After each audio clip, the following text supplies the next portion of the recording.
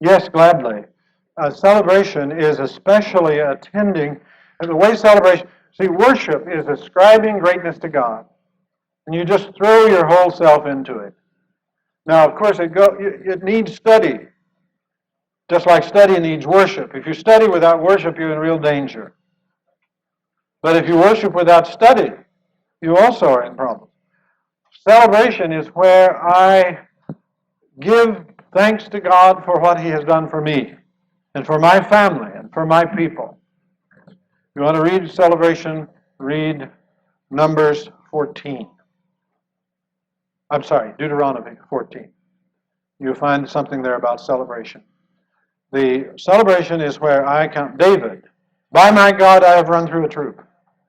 By my God, I have leaped over a wall. David was a warrior. He knew what it was like to stand there and see a whole bunch of men ready to kill him, and wind up running through them and turning around and being alive. That's celebration.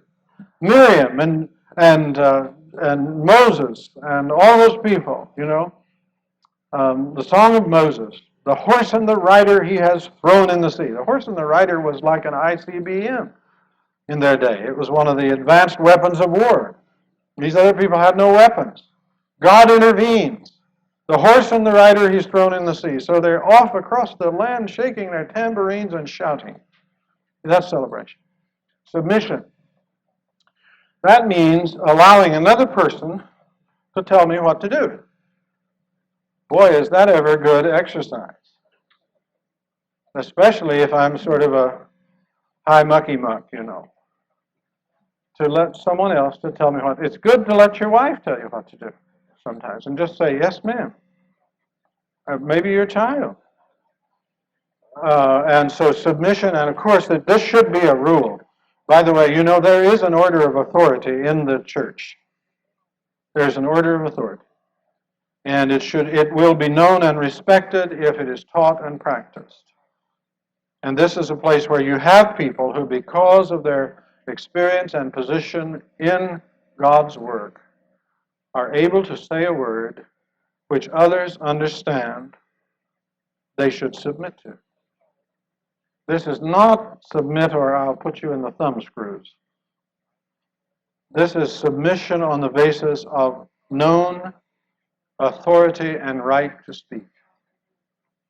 And that's a beautiful thing to see. But it does mean that the will my will is set aside. It's no longer my king. Now, the old vows were poverty, chastity, obedience. Don't get confused with that. But on the other hand, you may want to go back and look at, say, the Benedictine tradition and see what submission meant in community. Because it can be a beautiful thing. All beautiful things are ruined, right? So we had the shepherding movement in our country some years ago. You remember that one? A lot of heartbreak and grief came out of that because submission was not understood in the proper way.